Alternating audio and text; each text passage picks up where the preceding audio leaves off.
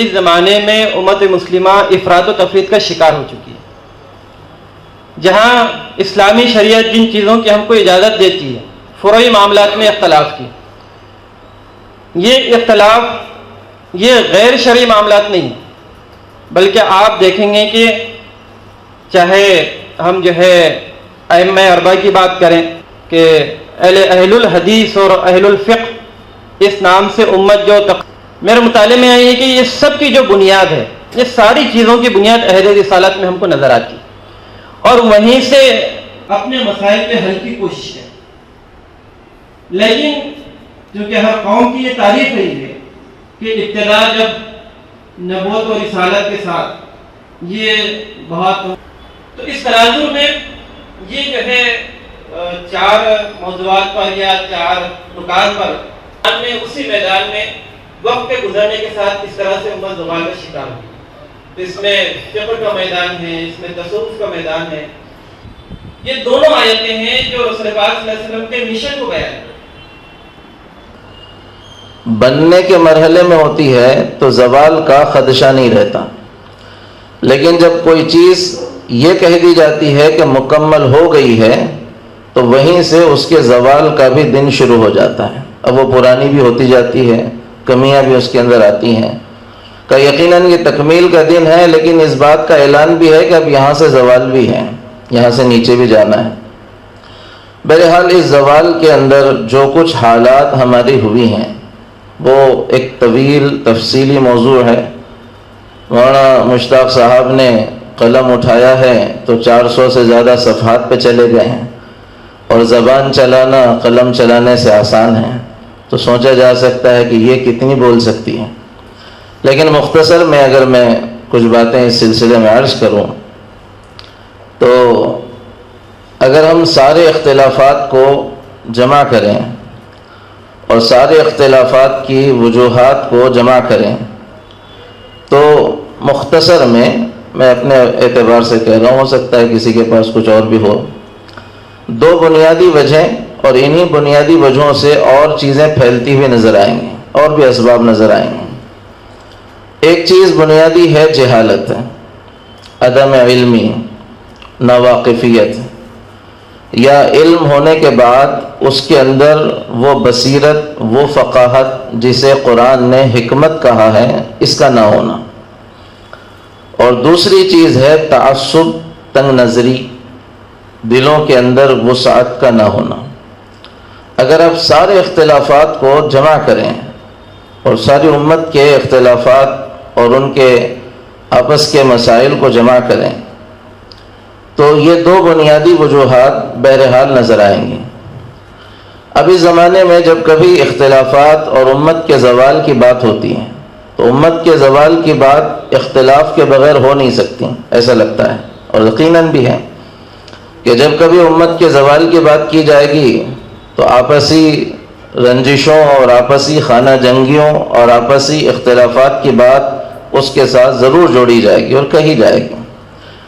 لیکن یہاں آ کر بعض دفعہ ہم لوگ افراط و تفریط کا شکار ہوتے ہیں، اور یہیں پر آ کر سب سے اہم ہم سب کی ذمہ داری ہوتی ہے کہ ہم کہیں ایسا تو نہیں ہے کہ اس امت کے زوال کی وجہ کو تلاش کر کے اس بیماری کا علاج کرتے کرتے خود بیمار تو نہیں ہو گئے، علاج کر رہے ہیں اور علاج کرتے کرتے وہ بیماری ہمارے اندر ہی پیدا ہو گئی ہے۔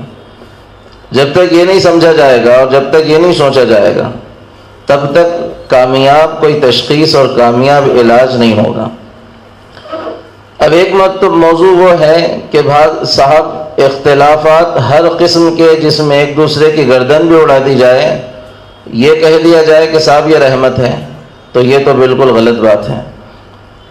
اور ایک سوچ یہ بن جائے کہ صاحب ہر قسم کا اختلاف ہی غلط ہے، اختلاف ہر قسم کا غلط ہی غلط ہے، یہ بھی غلط بات ہے۔ یہ دونوں جو دو کنارے ہیں، ان دو کناروں سے بچ کر بین بین اور اعتدال کی راہ جو حضور اکرم صلی اللہ علیہ وسلم نے صحابہ کے سامنے رکھی تھی وہ اختیار کرنی پڑے گی۔ نہ یہ کہ صاحب ہر قسم کے اختلاف کو اس مذمت کے ساتھ یاد کیا جائے جو مذمت سخت قسم کے اختلافات اور مخالفتوں پر بیان ہوئی ہیں، نہ یہ کہ ہر اختلاف کو رحمت کہہ دیا جائے، یہ دونوں بھی پہلو غلط ہیں۔ درمیانی پہلو اختیار کرنا پڑے گا، اور یہ دیکھنا پڑے گا کہ اللہ تعالیٰ نے اس امت کے مزاج میں اور ہر قوم کے مزاج میں تنوع رکھا ہے، مختلف سوچ ہو سکتی ہے، مختلف سمجھ ہو سکتی ہیں۔ حضور اکرم صلی اللہ علیہ وسلم کے زمانے میں بھی ایسی چیزیں ہوئی ہیں، لہذا حل کیا ہے اور اس کے پیچھے جانے کے لیے راستہ کیا ہے؟ تو میں بہت ذمہ داری سے یہ بات کہتا ہوں کہ حل اس وقت یہ ہے کہ ہم لوگ قلم والوں کی کاوشوں کو سراہتے ہوئے اور قلم والوں کی بتائی ہوئی راہوں کو دیکھتے ہوئے صرف قلم پر اکتفا نہ کرتے ہوئے قدم بھی اس سلسلے میں اٹھائیں۔ قدم اٹھانا پڑے گا، اور قدم جب اٹھیں گے تو انشاءاللہ یہ جو زوال ہے وہ ایک نئی کروٹ لے گا عروج کی شکل میں۔ اس کے لیے کون سی وہ بنیادی باتیں ہیں جو جناب رسول اللہ صلی اللہ علیہ وسلم نے امت کو دی ہیں، صحابہ کو دی ہیں؟ اختلاف جو کہ اس زمانے میں بھی ہوا ہے، اللہ کے نبی صلی اللہ علیہ وسلم کے زمانے میں اور صحابہ کے زمانے میں شدید ترین اختلافات ہوئے ہیں، بہت شدید۔ اللہ کے نبی نے اعلان کیا کہ بھائی دیکھو، تم میں کا کوئی عصر کی نماز قریظہ کے علاوہ نہ پڑھے، تم میں کا ہر ایک قریظہ میں عصر کی نماز پڑھے، یہودی ایک قبیلہ ہے۔ اور صحابہ آواز سنتے ہی نکل پڑے۔ راستے میں عصر کی نماز کا وقت ختم ہونے لگا تو اختلاف ہوا۔ ایک جماعت نے کہا کہ حضور کی منشا یہ تھی کہ جلدی پہنچو، مقصد یہ تھا کہ جلدی پہنچو، بس دیر نہ کرو، تاخیر نہ کرو۔ اور ایک جماعت نے کہا کہ نہیں، حضور نے جب کہا ہے کہ بنو قریظہ میں عصر پڑھنا ہے تو چاہے وقت کیوں نہ ختم ہو جائے ہم وہیں پڑھیں گے۔ ایک نے وقت کا خیال کرتے ہوئے نماز پڑھ لی، اور ایک نے وقت کا نہ خیال کرتے ہوئے وہاں جا کر نماز پڑھی۔ اور یہ دونوں باتیں حضور اکرم صلی اللہ علیہ وسلم کے پاس جب آئیں تو اللہ کے نبی صلی اللہ علیہ وسلم نے کسی ایک کے بارے میں بھی تم صحیح ہو تم غلط ہو نہیں کہا، بلکہ دونوں کے لیے گنجائش دے دی۔ عمرو بن العاص رضی اللہ تعالیٰ عنہ حضور کے سامنے بیٹھے ہوئے ہیں۔ ایک مسئلہ حضور اکرم صلی اللہ علیہ وسلم کے پاس آیا۔ حضرت عمر کو حضور نے کہا کہ اے عمر، اس معاملے میں فیصلہ تم کرو۔ حضرت عمرو بن العاص رضی اللہ تعالیٰ عنہ نے کہا کہ حضور آپ کے ہوتے ہوئے میں فیصلہ کرنے والا کون؟ کیا نہیں تم ہی کرو؟ تو حضور اکرم صلی اللہ علیہ وسلم سے عمرو بن العاص رضی اللہ عنہ نے پوچھا کہ میں فیصلہ کروں گا تو مجھے ملے گا کیا؟ اللہ کے نبی صلی اللہ علیہ وسلم نے فرمایا کہ اگر تم نے صحیح فیصلہ کیا تو 2 اجر ملیں گے، ایک صحیح موقف پہ پہنچنے کا، دوسرے اجتہاد کا۔ اور اگر تم نے غلط فیصلہ کیا تب بھی 1 اجر ملے گا، کوشش اور اجتہاد کا۔ یہ گنجائشیں نکالی تھیں۔